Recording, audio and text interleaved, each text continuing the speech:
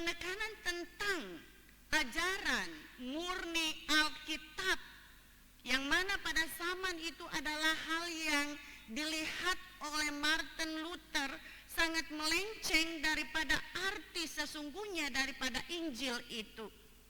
Sehingga mulai dari pengalaman imannya, mulai dari pengetahuannya, ketika ia ada membaca, menggali, dan memahami Alkitab, ia menemukan hal-hal yang ganjil untuk memahami dan di dalam melakukan seluruh apa yang telah dibaca, seluruh apa yang telah dipahami.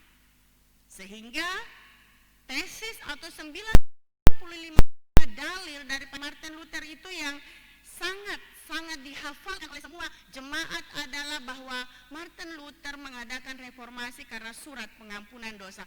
Itu adalah salah satu daripada 95 dalil Martin Luther. Jemaat yang kekasih dalam Tuhan Yesus Kristus, semangat reformasi itu diwarnai dengan semangat mencintai firman Tuhan.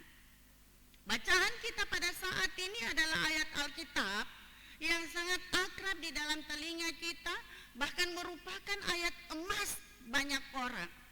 Firman-Mu itu pelita bagi kakiku dan terang bagi jalanku. Mazmur ini mengungkapkan bahwa sungguh begitu pentingnya firman Tuhan itu di dalam kehidupan kita sebagai orang yang beriman. Karena firman Tuhan itu berisi janji, berisi perintah, berisi pedoman, berisi kesaksian, ajaran, hikmat, kebenaran, keadilan, teguran. Firman Tuhan itu juga disajikan sebagai penghiburan, sebagai perlindungan, harta yang paling besar di dalam kehidupan, sebagai kebahagiaan hati dan jiwa, serta sumber di dalam segala jawaban atas pertanyaan-pertanyaan yang kita ada dan tanyakan di dalam kehidupan kita. Firman Tuhan memiliki prinsip-prinsip rohani yang akan membantu kita menjauhi kesalahan dan perangkap-perangkap tragedi yang ada di dalam kehidupan kita sehari-hari. Sehingga kita tidak ada dan mudah terperangkap dengan apa yang namanya keputusasaan dan pilihan yang salah. Untuk itu jemaat yang kekasih dalam Tuhan Yesus Kristus, firman Tuhan dikaitkan dengan pelita dan terang di dalam kehidupan kita. Sehingga dikatakan bahwa firman Tuhan ini adalah menunjukkan kebenaran, menunjukkan jalan yang mana yang harus kita lalui. Karena jalan itu terang, karena jalan itu dipenuhi dengan cahaya, sehingga kita tahu mana yang harus kita tapaki dan mana yang tidak harus kita tapaki. Itu sama dalam kehidupan kita setiap hari, bahwa banyak orang yang ketika ada dan tidak menjadikan firman Tuhan ini sebagai suluh dan terang di dalam kehidupan mereka, sebagai pelita di dalam kehidupan mereka, maka mereka terkadang merasa bangga hidup di dalam kesalahan. Kenapa demikian, saudara-saudara yang kekasih dalam Tuhan Yesus Kristus? Karena dia tidak tahu bahwa ia sementara ada berjalan di dalam yang salah. Karena jalannya, imannya, mata imannya gelap. Dia tidak mampu membedakan mana yang baik dan mana yang tidak. Mana yang negatif dan mana yang positif. Dan orang-orang yang demikian, ketika ditegur, ketika diingatkan, akan bereaksi negatif. Ia akan marah, ia akan tersinggung, dan dia tidak akan menerima apa yang ada dan diberitahukan. Dan itulah yang dialami oleh Martin Luther ketika ia berusaha sungguh memperingati keuskupan Romawi pada waktu Basili Konstanti bahwa apa yang mereka buat itu sangat keliru dan bertentangan dengan firman Tuhan. Itu tidak ada dan mendukung oleh firman Tuhan. Itu sama saja melecehkan pengorbanan Tuhan Yesus di atas kayu salib. Ketika dosa-dosa manusia itu bisa ditebus dengan selembar yang bisa dibeli.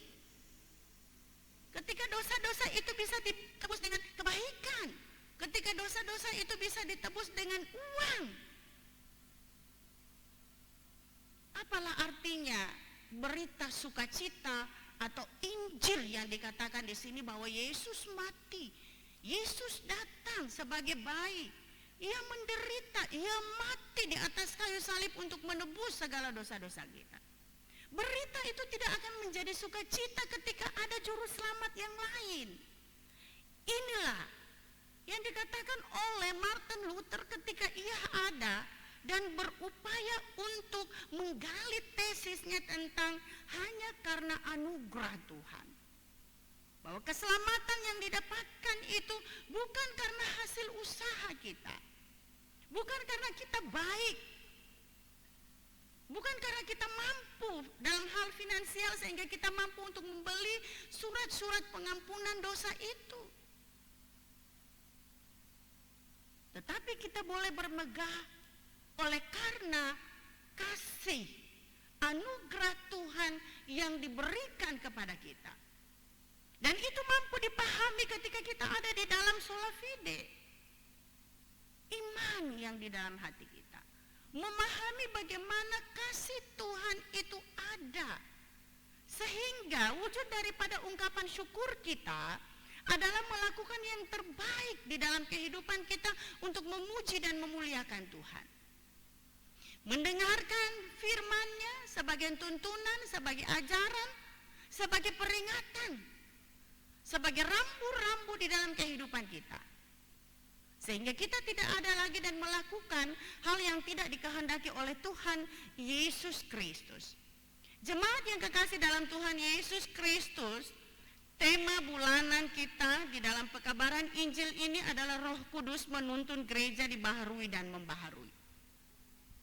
Roh Kudus yang adalah Allah sendiri senantiasa ada dan menginginkan bahwa umatnya sebagai orang yang percaya, sebagai gereja yang telah dipanggil dari kegelapan di dalam kehidupan yang baru menjadi terang bagi orang lain. Ia mampu memberikan sukacita, ia mampu menunjukkan kebenaran itu kepada orang lain. Sehingga orang lain itu mampu menemukan jalan yang mana sesungguhnya yang harus ia jalani.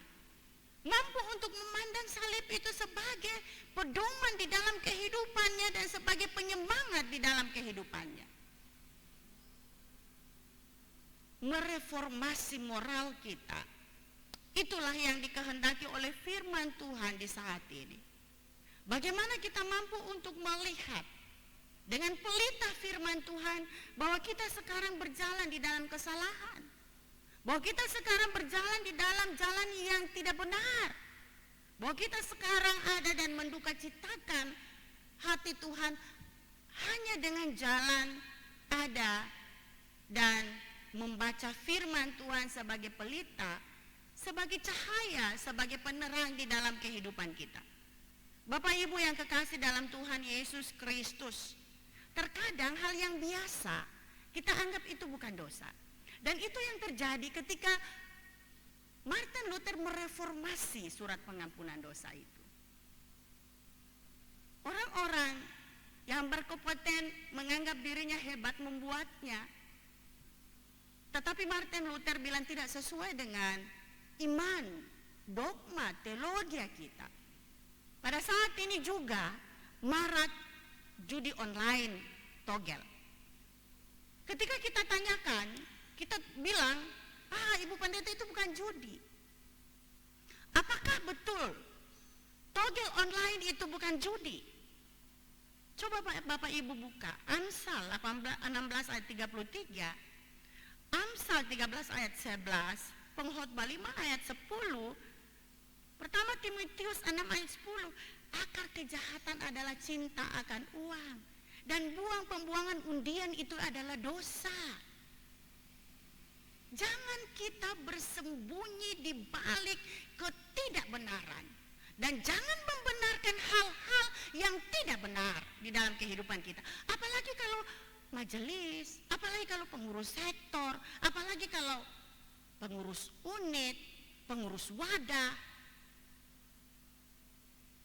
Ini sungguh membuat kita malu ketika kita memandang kaki Tuhan Yesus Kristus, salib Tuhan Yesus Kristus.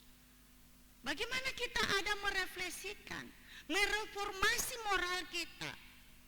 Jangan menganggap hal-hal yang biasa itu tidak merusak iman kita, tidak menjadi batu sandungan bagi orang lain.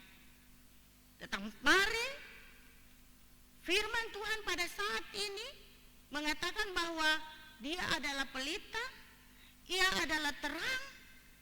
Baca, pahami, dan lakukanlah firman Tuhan itu di dalam kehidupanmu. Sehingga di bulan ini engkau boleh ada dan meminta ampun, dan di bulan depan engkau boleh ada berjalan sesuai dengan kehendaknya. Mereformasi diri, membaharui diri, sehingga juga bisa membaharui orang lain di sekitarmu. Itulah semangat reformasi yang terus menyala hingga saat ini, menjadikan Alkitab sebagai pedoman satu-satunya untuk mengetahui apa dan bagaimana kita harus hidup di tengah-tengah dunia ini. Tuhan Yesus cinta ketolong semua. Amin.